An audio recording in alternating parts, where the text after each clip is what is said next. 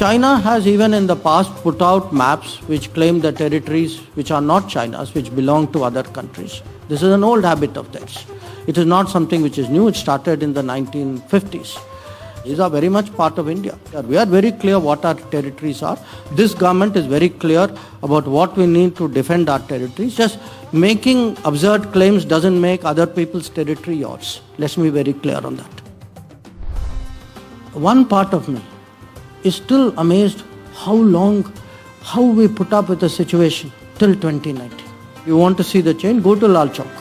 I mean, forget about everything else. Actually, we kept that state backward for reasons of politics.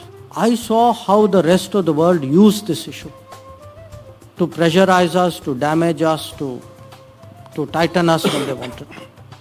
The article, what we did with Article 370, I would definitely put it because I think it has long-term, benefits and the rest of the world accepts it. It is only we who had this fear कि नहीं पता नहीं दुनिया क्या कहेगी. This year, it is special for two reasons. One, the world today in 2023 is a far more complicated place than it has been for a long time.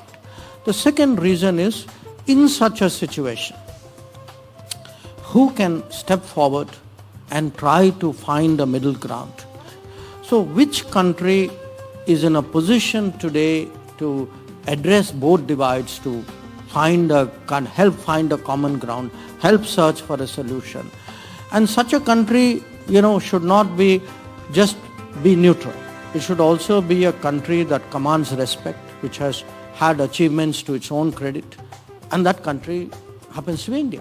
It is unique today because the global situation is unique and the G20 presidency is today unique, and frankly what we have done in the last 10 years is also unique.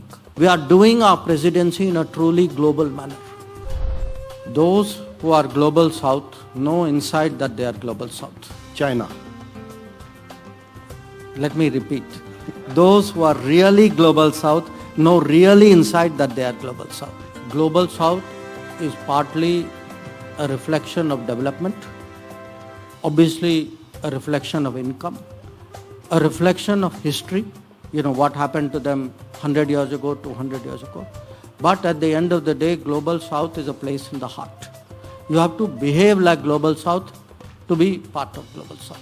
A global south are those who, whatever their limited resources, they will do things for other countries because there is that feeling today that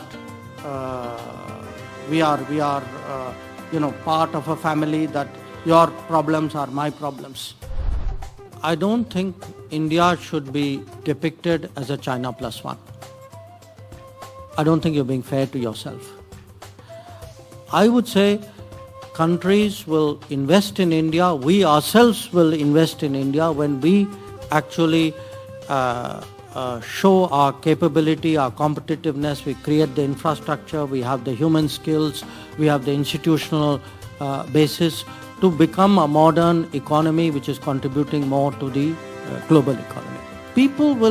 The world will come to India, not because India is a China plus one, but because India has the capacities and the capability, the international credibility and the capability which will make us a good destination, and I think that is happening. I think the world is getting more multipolar. I don't think today global decisions are any more a prerogative of a small group, nor are they a prerogative of two countries. Even before the Ukraine conflict started, we actually felt that the Security Council no longer authentically represented the entirety of the membership. I think the members of the UN themselves have to wake up to the realization that the longer they put off reforms, the less representative the Security Council is. Frankly, the less the credibility of the UN would be. People will then go and do things outside the UN. Not necessarily in the G20, they'll go and do it in other ways. Already by the time we reached retreat, there was a little bit of talking had started. Chandrayaan is going to happen, landing is going to happen. By the second day, already, even in the BRICS, the talk had shifted to Chandrayaan. Speech which President Ramaphosa gave, and it was like the Chandrayaan was like a collective, everybody felt part of it. In fact, he said that. He said, I'm going to sit next to Prime Minister Modi and I hope some of it will rub off onto me. So that kind of sentiment was very strong. And in fact, at one stage, I remember there was a long table, a U-shaped table, maybe 150 people were sitting there.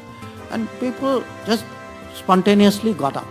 So Prime Minister actually had to go the length of the table, individually shaking hands, accepting. You had that sense in the BRICS that this was not just India's achievement. That very large part of the world was with us.